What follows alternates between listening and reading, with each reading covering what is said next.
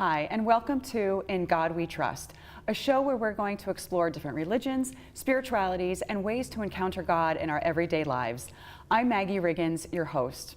Our guest today is Brother Mickey McGrath, an internationally known artist. And Brother Mickey and I have a connection through DeSales University.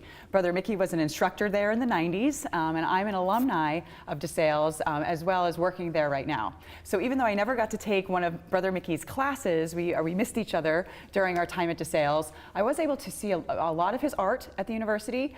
And also this past year, Brother Mickey has been our visiting artist at DeSales University, coming to campus once a month to share his artwork and his stories. And I know every time that I would see him present and be captured by the beauty of his art, that I'm very inspired. So I thought he would be a perfect guest for In God We Trust. Brother Mickey, thank you so much for being here. Thank you. Thank you for inviting me. I'm delighted to be here. I'm happy that you're here. So I want to start our conversation talking about how you first discovered your interest and your passion for art. Well, it goes way back when. It's very easy because I share it with groups all the time, and that's when I was 4 years old. That's my earliest memories. I grew up in Northeast Philly, and I have 4 siblings, and they were all in school. And what I remember distinctly is just being at home. It was just me and my mom, and every afternoon she did her ironing and watched As the World Turns. And I used to sit underneath the ironing board and draw and color on paper that my dad brought home from work. He worked for Sears for 45 years. And so they were my first sketchbooks, you know, and I don't think of it that way at the time, of course. Right. But I was a very shy kid, very self-conscious, so art, I knew early on that that's where I felt free to explore and be myself. So it started at 4, yeah. And then how did you sort of hone those skills to become the Well, artist that happened a little later. When I was in the summer between 8th grade and high school, I went to Father Judge High School, which is run by the community that I'm now a member of, the Oblates of St. Francis de Sales. And I had a knot in my stomach all summer because I just thought I was so shy. I was not athletic. I thought, I'm just not going to cut it in high school. And they didn't have art class at Father Judge at that time. So I'll never forget, 2 weeks before school started in August, I guess, my dad was sitting at the kitchen table reading the paper when I came down on Saturday morning. And he said, I'm reading about art classes for young people at the Moore College of Art, which is a women's art college in downtown Philly. And he said they meet every Saturday. And he said, do you think you'd be interested in that? And 3 hours later, we were downtown signing me up for art classes. And that's what got me through high school. Once I found that comfort zone, then I did fine in high school, you know, back at Father Judge, even without art, because I knew I had Saturday became my favorite day of the week, and Monday through Friday, not so much. Right, but it was great that you had parents that really noticed your drive and your passion, and you know, to have your dad be looking into those classes for you. That's exactly. Because sometimes I know I'm a parent and I have a young daughter, and we're always looking for some things for her to get involved in, because I don't want her sitting home on her iPad all the time, you know. So for her, you know, to find her passion to support that, and for your parents to notice that passion in you and to support that as well. And I love meeting parents today that tell me their little, you know, it's my child, and I said, well, just encourage them. That's the most important thing. Because when I taught at DeSales, I had students who, several times, who had said, I was talking to my mother last night, and she told me to drop art history or art class and take a business class instead, or art or marketing or something, you know, because you'll never have a use for art. And I thought, oh, what a shame, you know, that there are parents out there. And thank God I didn't have parents like that. Right, because they really helped shape you into the artist that you are today. And then talk about you know, your time in college and your relationship with the Oblates and your Oblate brother. Yeah, talk about that. But before we get to that, I just want to throw in that the other piece that was very important about going to Moore on Saturdays, I grew up in a part of Philly, it used to be called the Lily White Northeast. And so when I was going down there on Saturdays, I was making art alongside black kids and Jewish kids and Puerto Rican kids I never would have met in my Monday through Friday world, you know? And so that broadened my horizons in that way too, which feeds the art I'm doing today and why I went in the Oblates and all that. I mean, it's all connected. That's why I wanted to share that piece. But at the end of high school, I decided I wanted to be an Oblate, but was wondering if if art would fit into that or not. So the community allowed me to study at Moravian. So I majored in art at Moravian. And again, that was a kind of really broadening experience. I wasn't real provincial, you know, it was kind of like I was meeting other people and from other faith traditions or none, or, you know, and but the connection was always beauty, and it still is today, you know, just how beauty and faith and social justice, all those things kind of come together. Beauty heals, you know. Absolutely. Because I know when I think about how people come to know God, it's usually through the big ideals of truth and beauty and goodness, and beauty is an essential element of connecting with God in some way, and connecting with the world and with other people. So not only did you have a family that supported your passion and your desire to pursue a career in art, but you also have a community, you know, the Oblate community as well, that's also supportive in that. Very much so, yeah. Could we talk about a little bit some of your pieces that you've brought to the studio today to share your experiences? And a lot of your art is with the people that you meet and the cultures in which you find yourself, and sharing the beauty within that culture with the people there. So tell us a little bit about your experiences in this country and overseas. Yeah, okay, great. And that all started actually when I left DeSales as a teacher. After 11 years I taught there. And this whole idea of using art in retreats and presentations kind of took off in ways that I didn't anticipate, but the Holy Spirit always has other plans for us if we just kind of listen, quiet down and listen. And one of those is travel. I travel quite a bit, usually within country, but one of the recent developments in my art is doing some mural work, and in which the people of the host community can kind of participate in. And typically what I've been doing is doing the drawing right on the wall with black paint and then numbering everything. So it's like a giant paint by number coloring book. And it started about 5 years ago when I was asked to lead a men's retreat at Sacred Heart Church in Camden. My studio's in Camden, in that parish. And there's a homeless shelter nearby called Joseph's House. And I drew 6 scenes from the life of St. Joseph on the wall, but they're set in modern day Camden. And Joseph's a man of color, and I brought these 32 men over to paint. Every one of them said, I can't do this, I've never painted before. I said, if you know your numbers, you can do this, because I numbered it, I had a little chart, you know, blue is 2 and 3 is green. And 2 hours later, it's like they didn't want to leave, because they were, and that's what I told people at the time, and ever since, that I don't care if this is never finished, this mural project.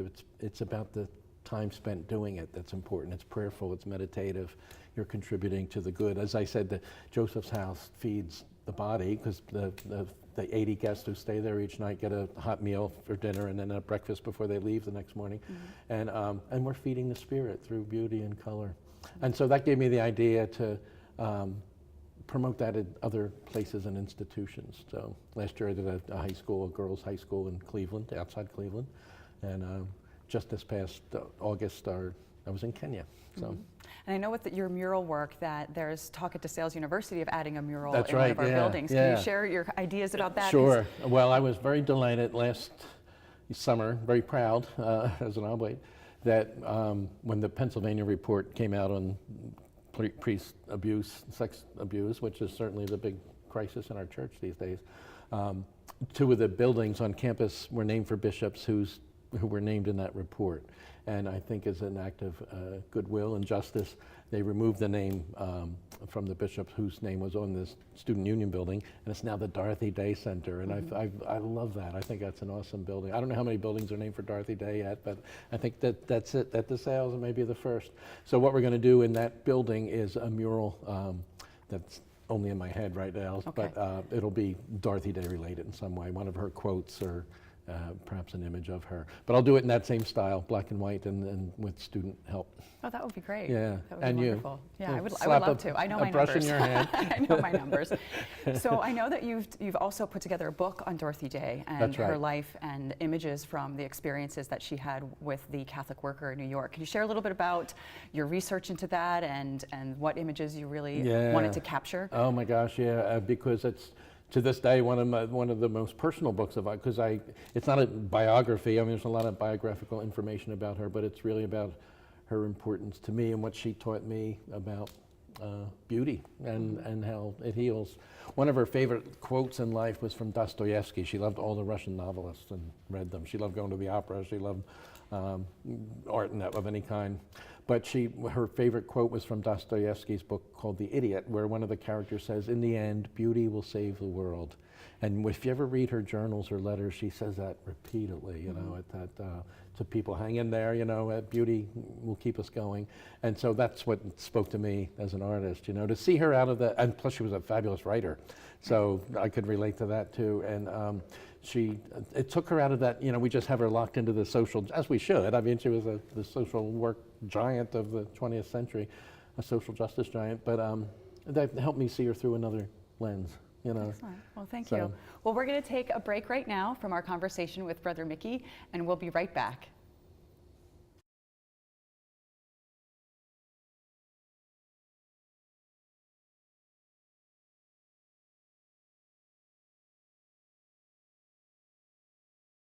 Choosing Medicare coverage can be a very confusing and complicated process.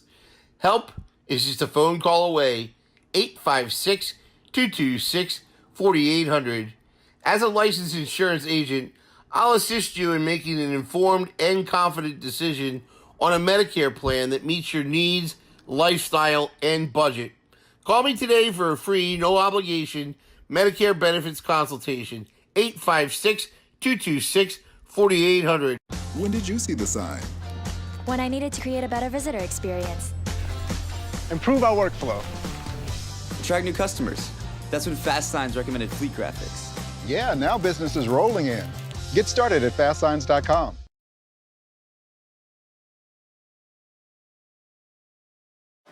What do I want to be when I grow up? Maybe a musician? A veterinarian? Maybe an equestrian? A mommy? Well, why not be all these things and more? Consider joining me, Dr. V, with friends and colleagues as we explore a wide range of topics together. V is for variety, here on RVN TV.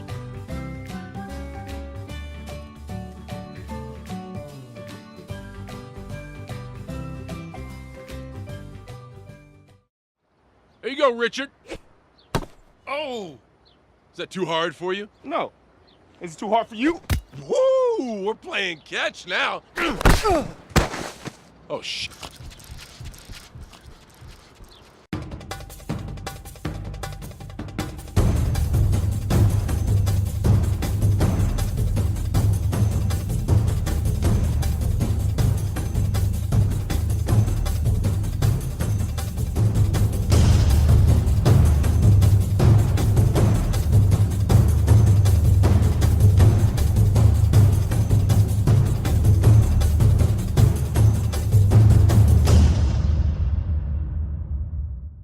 Why should you choose Rowan College at Gloucester County? Low cost, the #1 nursing program in all of New Jersey. More than 70 programs of study, including selective admissions. With record enrollment. A premier partnership with Rowan University. Transfer options with numerous universities. 4-year degree options on our campus. Rowan College at Gloucester County. Now you're thinking.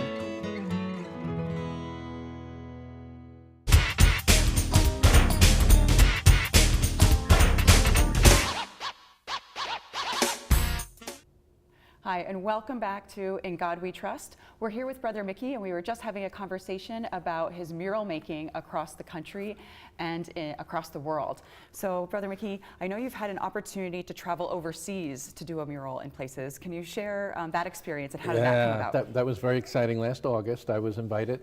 I have a Maryknoll missionary priest friend who works in Nairobi at an AIDS clinic. And when he was telling me about his work 2 summers ago in New York, I said, sounds like you could use a mural over there. I was telling him about my Joseph House murals. And I kind of forgot about it. And he texted me last November and had said, 2 Novembers ago, and said, I'm looking at bare walls when you're coming over. So Catholic Relief Services paid for my transportation because I had been to Guatemala with them the year before. And they said, we'll send you as long as you give us a week too. So it was really 2 weeks in Kenya, but 1 week working on the mural and then another week with CRS.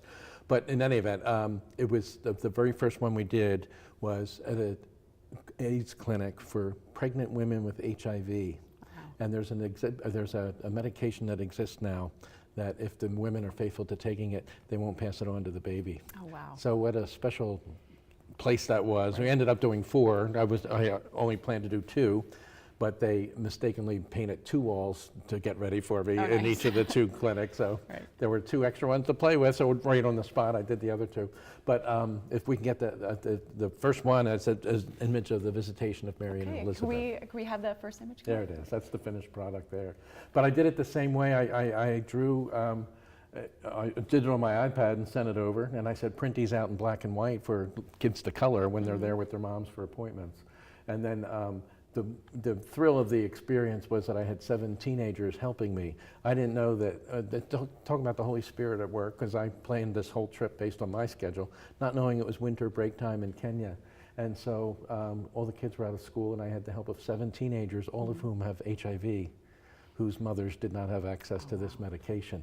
They jumped into this project. It was beautiful to watch. By the end of the first day, they had the first one almost finished. And now my worry is, what am I going to do between now? I had till Friday, and I thought, we have to fill time because they were so excited. And Rick, my friend, kept telling me how much this meant to these kids because they're ostracized at school for being HIV. Wow. So this was a place for them to create beauty. There they are, create beauty and be together, just be kids together, On their breaks, they'd listen to hip hop on their phones. And remember a couple times they said, "Oh, do you know this one? This guy's American." And I was like, "No, I'm not, not up in my hip hop." But I just sat back and sketched, and I figured this isn't my project anymore. It's theirs. They loved it, But the picture is Mary and Elizabeth and the visitation. Right. So I thought even their non-Christian patients will see this image of love. The word upendo is in there. When I got home, I did a set of Stations of the Cross, and inspired by the Kenyan trip. That's the 4th station. Jesus meets his mother. And we're talking about publishing them next year. This year, CRS has them on their website for people to do at home, private devotions. And that's the second mural we did in the men's clinic across the parking lot from the women's clinic. And it was the same experience, they were just awesome. Yeah. These kids were delightful.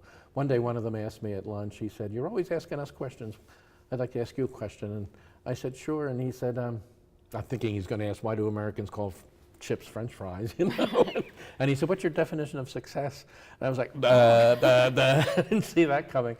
And I said, "I think it's when you find your gift and use it and love it and nurture it." I said, "Then you'll be successful no matter what you do. It's not about how much money you make or your image, all that stuff." And he said, "I agree with that." Yeah. And so it was like these little life-changing moments, and it was at the depth of these kids. So this past January, what you're seeing there is I was invited to do a mural at St. Joseph Indian School in Chamberlain, South Dakota, right in the middle of the state, which I understand is now dealing terribly with flooding for the Missouri River. St. Joseph Indian School is right on the Missouri River. But I did a Lakota Madonna and Child. Mary in this drawing is shaped like a teepee. That's the art teacher at the school. It's a boarding school. They have 200 students, all of whom come from reservations, which are abysmal circumstances. So this is like a little oasis of peace for them. And this was in the health center. There's one of the little kids helping me. The counselors, they have 13 full-time counselors. And there's the finished product. It's Mary shaped as a teepee, and because we think of her body as the home of Jesus. So, and teepees are how the Lakota, the Plains Indians lived. And the river at the bottom of Mary there is the the Missouri River. On the left, well, in that picture it's reversed, but on the right side here you see St. Katerina Tekakwitha. She was a Mohawk Indian. So she was from the East Coast and the Midlands, but all Native American spirituality, holds her. And she has a turtle at her feet because she was a member of the Turtle Clan of the Mohawks. Okay. And she's standing on the banks of the Mohawk River.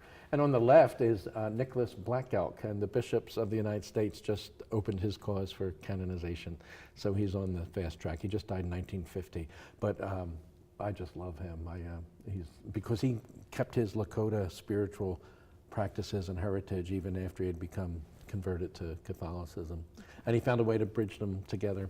So I think he's kind of like a saint of modern times. That's after this uncomfortable time and we're in the church. I think that's his way, a broader look at God, the place of God, the Great Spirit, as the Lakota would call God, and then it all works. It's all good. It's all beautiful. Good. Well, thank you so much for bringing those images for us to see, especially your engagement with other cultures and with other countries, and bringing art and beauty to places that might not be a place where, well, there are probably places where a lot of prayers are said. You're right. And now You're right. there's a visual representation of people of their color, of their culture, that can be a message of hope. That's right. For that beauty. Absolutely.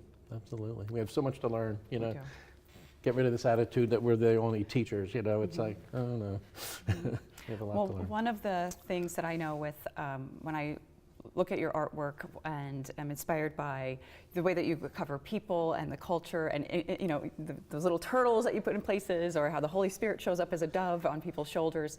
But I also love the way that you are inspired by different quotes, either by Pope Francis or Francis de Sales or Dorothy Day, and you just take the words and you're able to create them and give them such beauty and depth in addition to the words. So a couple of my favorites, I'm going to plug one of Brother Mickey's book. It's called Our Common Home, and this is visual meditations of Pope Francis's encyclical Laudato Si. And I just want to show and highlight one of my favorite ones, if I can get it open here. Is this first one is, each of us is willed, each of us is loved, each of us is necessary. And I know that we have some nice light, but you'll have to buy the book and see it. But could you talk a little bit about how, who do you turn to get inspired for quotes, and how do you go about wanting to add that art to the language? Yeah, it all comes out like my morning prayer and meditations. And I've always loved lettering and calligraphy. I've never studied it formally. I just kind of create my own thing. And I did all those images on an iPad, which is real handy for lettering. But in any event, so when something strikes me, like with a book like this, I kind of think this is my gift to people, to give them what I feel is the heart and spirit of Laudato Si, without them having to read a document that can little get snippets of of things. And just the highlights as they come to me. And it's the same with whether it's the words of St. Francis de Sales or the great women saints, or whoever, words that help us inspire and lead us to that sense of beauty and hope. I think that's my biggest thing now. Is Pope Francis recently said artists are apostles of beauty, and I thought, I'm going to start adopting that. Yeah, that'll be your new my title. That's right. Brother I'll Mickey, put it on my business card. Apostle of beauty. But I hear that all the time through my talks, that you don't know what joy you just gave me, or hope. Everybody's looking for hope, and our church is a mess, the country's a mess, and it's world, beauty the that will save creation's the a world. mess. What's that? Beauty will save the That's world. Absolutely. Beauty will absolutely. save the world. Can you talk a little bit about some of the upcoming events that you have? I think I just got an email from your studio about a trip to Germany. Can you talk a bit I'm real about what excited that's about going that to be one. like? I run trips every September to all kinds of places, and in September, this September, going to Germany, and we're going to spend 4 days on the Rhine River in Bingen, which is the home of St. Hildegard of Bingen, one of my favorite saints, and she was a painter and musician. She composed music. She was a brilliant, brilliant person. But it's also wine harvesting season, and a nice time to go. The week before Oktoberfest. So yeah, it's going to be a great time to be in Bingen. And then the second part of the trip is in Cologne, Germany, which has a lot of history. I remember from my art history teaching days at De Sales, the beautiful Romanesque and Gothic architecture, and we'll tour all that. But it was also a place where during World War II, when the Nazis ruled, Cologne was the Jewish center of Germany, and we're going to explore that to see Jewish, Christian, Catholic relations, and the kind of the history of that. And St. Edith Stein was there, and all that. Wow. Now, if people that are watching want to participate in that, can you tell us how to find that information? On my website, it'd be bromickeymcgrath.com, BRO for brother, all one word, bromickeymcgrath.com, and you'll find information about trips on there. We only have a few spots left, so. Okay, yeah, it's already getting filled up. That's great. Yeah. That's great news. So. Now, you mentioned St. Edith Stein, and St. Hildegard. And I know that Brother Mickey gave me a nice little gift. If you could tell us a little bit about the prayer starters, and it does have a little easel on the back as well. So there are little displays of various saints. Can you talk about some of the saints that you've highlighted? Sure. There are two. For 2 years of running, I've taught a course, a graduate spirituality class, once at Boston College and once at Catholic Theological Union in Chicago. And it was called Wise and Holy Women, and it was a look at the 4 women doctors of the church and contemporary women as well. The subtitle of the course was "And a Few Good Men," so I just snuck a few men in there too.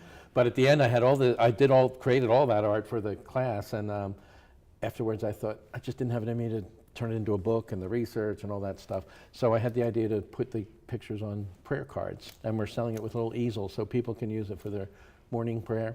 Just a little thought to start the day, or keep it by the sink, or wherever, nice give them as on gifts. the bookshelf, Yeah, or exactly, on your desk, exactly. or wherever that is a visual place for you. Maybe right by the sink, or someplace where you can encounter these women and the images every day, and have that be a part of prayer. Yeah, and that's an important point to me with the.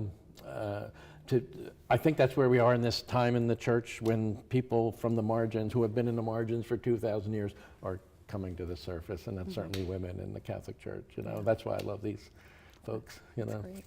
Now, I know you're also, again, with being the visiting artist at DeSales, you're going to be at our campus in the next couple months, and I know that the topic that you're going to be addressing is Salesian peace. Yeah. Can you talk a little bit about what those 2 words, in a sense, mean to you? Yeah, I think certainly we need peace in the world today, but the Salesian take on that would be finding it in yourself first. And I think the way to do that is, for me, primarily through art and beauty, participating in some kind of an art project. I often do a lot of mandala workshops where you draw a circle. It's kind of a Eastern practice traditionally, but St. Hildegard did them. And it's just using art as meditation and those practices. And when you do that, you find inner peace, As I always say, when your worst problem in the world is, what color am I going to put next to that one? That's not a bad place to be, Right. And when you finish coloring, or whatever you're doing, your problems are still there, but all of a sudden it's like, I can deal with this, It gives you confidence and serenity inside. And I think that's what we need, because everything in our culture, especially these days, is fear-based. It's everyone's afraid of everything, and if you live in love and peace, you don't let fear rule you. Right, and it's also a culture of go, go, go. That's of right. constantly That's right. going, and doing a peaceful retreat like that, or spending some time coloring or drawing is a centering prayer in a sense. There's life without your phone for an hour. That's what I always like to say. Just put all that aside. Yeah, excellent. Good. So, I know that I mentioned Brother Mickey's book on Our Common Home with Pope Francis, but you recently came out with a new book. That's right. It's my 3rd of Pope Francis quotes, and it's called A Holy Mosaic. And it's largely based on, it's called, the subtitle is Love, Diversity, and the Human Family. And so it's a look at his quotes around those objects. Some of them, many of them about the golden years, because he's real big on senior, addressing senior citizens and older folks. Wisdom figures, as I call them. But, and it's largely based on Amoris Laetitia, which is his last big letter, which means the joy of love in Latin. So it's a positive take on love in the family. Oh, good. Is there a certain quote or anything that you've really highlighted in the book that you could share? One of my favorites is, it's an older couple ice skating, dressed as like young Olympic ice skaters, but they're clearly older and heavier and stodgy. But the quote is that when people marry, they don't expect their excitement to fade. So the Holy Spirit's on ice skates also down at the bottom with a little. But it's just to show, there's always something, even as we change in age, there's still those old sparks of, the Spirit leading us forward, getting beyond our fears. And very good. Well, thank you. So, well, Brother Mickey, we're going to have to wrap up. Okay. And so if you could tell our audience again how to reach you, get in touch with you, find any of your artwork for their own. Yeah, my website is bromickeymcgrath.com. That's B-R-O Mickey McGrath .com. And on there you'll see my calendar and schedule and books and everything else going on. Excellent. Great. So. Well, thank you so much for being Thank a you, guest, Maggie. and thank you so much for tuning in. And be sure to tune in next week at 12:30 on RVN TV for In God We Trust.